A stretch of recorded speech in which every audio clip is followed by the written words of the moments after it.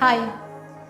രോഗം വരുമ്പോൾ വിളയെ രക്ഷിക്കുന്ന, വളർച്ച കൂട്ടുന്ന, എന്നാൽ മൃഗങ്ങൾക്കും മനുഷ്യർക്കും സുരക്ഷിതമായൊരു സൂക്ഷ്മാണുവിനെ നിങ്ങൾക്കറിയാവോ?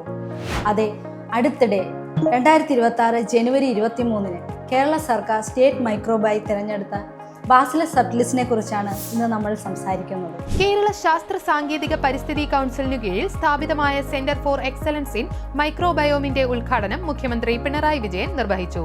ചടങ്ങിൽ ബാസിലസ് സബ്റ്റിലിസിനെ എന്ന സൂക്ഷ്മാണുവിനെ സംസ്ഥാന സൂക്ഷ്മാണുവായി മുഖ്യമന്ത്രി പ്രഖ്യാപിച്ചു.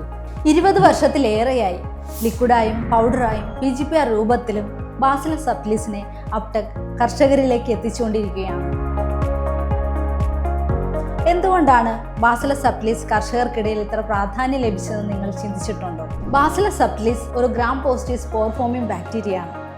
സ്പോർ രൂപത്തിൽ നിലനിൽക്കുന്നത് കൊണ്ട് തന്നെ ഇതിന് ഉയർന്ന ചൂടിനെയും പ്രതികൂലമായ സാഹചര്യത്തെയും അതിജീവിക്കാനുള്ള കഴിവുണ്ട്.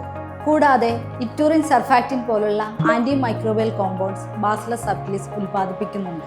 ഇവ രോഗകാരികളായ ഫംഗസുകളെയും ബാക്ടീരിയകളെയും നിയന്ത്രിച്ച് വിളകൾക്ക് മികച്ച രോഗപ്രതിരോധ ശേഷി ഉറപ്പാക്കുന്നു.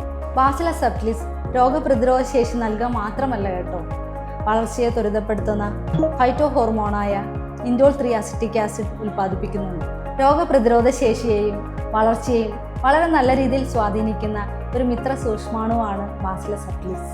ഈ സവിശേഷതകൾ ഉള്ളത് കൊണ്ടാണ് കേരള സർക്കാർ സ്റ്റേറ്റ് മൈക്രോബായി ബാസിലസ് സബ്റ്റിലിസിനെ പ്രഖ്യാപിച്ചത്.